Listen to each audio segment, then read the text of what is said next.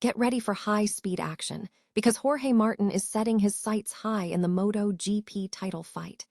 He just dropped some serious words, declaring that Marco Marquez will be his rival in this intense battle for supremacy. We dive into everything we know about this developing rivalry and what it means for the championship race ahead. Here's a simple way to protect your phone without stress. This ALEN 3-pack comes with tempered glass screen protectors, camera lens protectors, and an installation frame for an easier, cleaner fit. It's clear, case-friendly, and built to help guard against scratches and everyday bumps. Check the link in the comments to get it on Amazon. Next up, Aprilia Racing is gearing up for an explosive return to the track at the Circuit de Barcelona Catalunya for the Monster Energy Grand Prix. We break down the preparations and what this means for the upcoming season, especially after the incredible Le Mans weekend featuring Jorge Martin, Marco Bezzecchi, and AI Augura. We shift gears now to some intense on-track drama as Pedro Acosta confronts Fabio Di Giannantonio after a heated moment at the French Grand Prix. Acosta revealed his frustration, stating that nobody passes him while looking at him, setting the stage for a potential showdown in Barcelona. Finally, we look at the challenges facing the KTM package as Enea Bastianini discusses the limits he found during the French Grand Prix. Bastianini detailed how the soft rubber at Le Mans exposed certain limitations, and we explore what this means for the team's strategy moving forward. Don't miss the full breakdown on Motorsport.com. Jorge Martin has officially dismissed his teammate, Lorenzo Bezzecchi, as a direct competitor in the upcoming MotoGP title fight. In a recent statement published by GP Blog, Martin clearly articulated his focus, stating that Marc Marquez will be his primary rival. This declaration signals a clear strategic direction for Martin as the championship battle intensifies. The comments underscore the internal dynamics within the team and set expectations for the competitive landscape ahead of the season.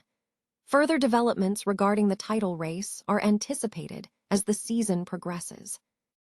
Aprilia Racing is preparing for the Monster Energy Grand Prix of Catalunya at the Circuit de Barcelona Catalunya. The team returns to the track following a historic Le Mans weekend where Jorge Martin, Marco Bezzecchi, and AI Augura secured a 1-2-3 finish.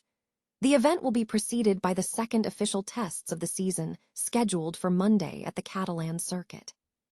Marco Bezzecchi is heading to Spain after a highly competitive Le Mans weekend, where he achieved a podium finish in both the sprint race and the long race. Jorge Martin is set to tackle his home Grand Prix fresh from an extremely high-level performance on the French track, where he claimed victories in both the sprint and long races, marking his first win in 588 days on the RSGP 26. The Circuit de Barcelona Catalunya is renowned as a highly technical venue, where smooth handling is crucial for success. The 4.66 km circuit features 8 right-handed turns and 6 left-handers, highlighted by a significant and demanding first braking section, preceded by a 1,047-meter run. Marco Bezzecchi expressed enthusiasm for the return, stating, "It's great to be back in Barcelona and, above all, to have 2 race weekends in a row, because I really can't wait to get back on track. It's a fantastic circuit, and the fans are always incredibly passionate, so we'll try to give our best." Jorge Martin acknowledged the challenge ahead, noting, "I'm extremely pleased about how things are going. Barcelona is a challenging track, and it was particularly difficult for us last year. The goal will therefore be to work hard to figure out which changes to make so we can be as competitive as possible." Noi dung kai tight. Pedro Acosta expressed significant annoyance after Fabio Di Giannantonio overtook him during the final sequence of corners at the French Grand Prix last weekend, specifically citing Di Giannantonio's glance back as the source of his irritation. Di Giannantonio secured 4th place from the factory KTM rider, entering the double right-hander at Racordment on the final lap, and Acosta felt particularly bothered by the Italian looking over his shoulder twice as they accelerated toward the finish line. And responding to the Spanish press, the 21-year-old KTM rider humorously remarked, Nobody passes me while looking at me, suggesting a potential future on-track rivalry. And adding a layer of intrigue to the incident is the ongoing speculation surrounding the factory KTM team. It is understood that Di Giannantonio is set to take Acosta's seat for the next season, a development reportedly finalized the previous evening. Acosta, who has already signed a deal to move to the factory Ducati squad, was candid about his own performance at the end of the race. And Acosta admitted to misjudging the threat from behind, attributing his loss of time to overly defensive lines.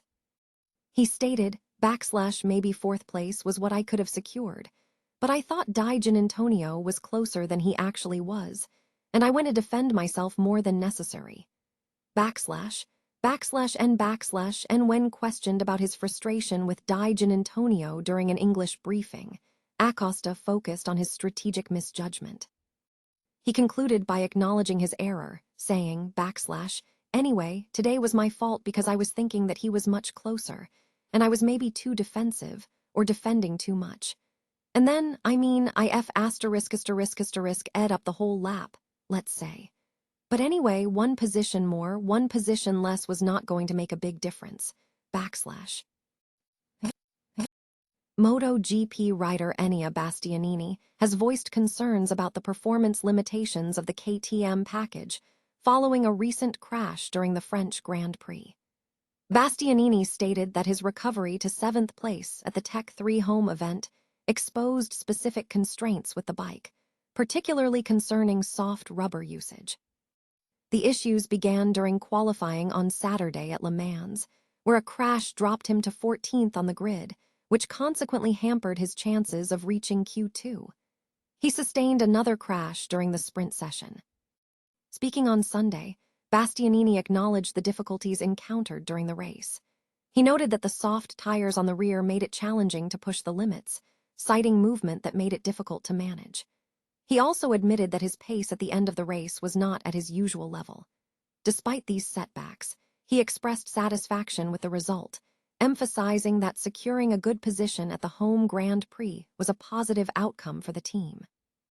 Teammate Jonas Folger, who was deputizing for the injured Maverick Vinales, also reflected on the weekend. Folger secured his first checkered flag in 3 years, finishing 73.229 seconds behind the leader. He described the race as challenging, focusing on completing the distance and learning. Folger mentioned that while he made progress in qualifying, he struggled to match the pace during the race due to comfort issues and physical fatigue, specifically in his left shoulder. He concluded by thanking the Tech 3 team for their patience and opportunity to improve at a high level.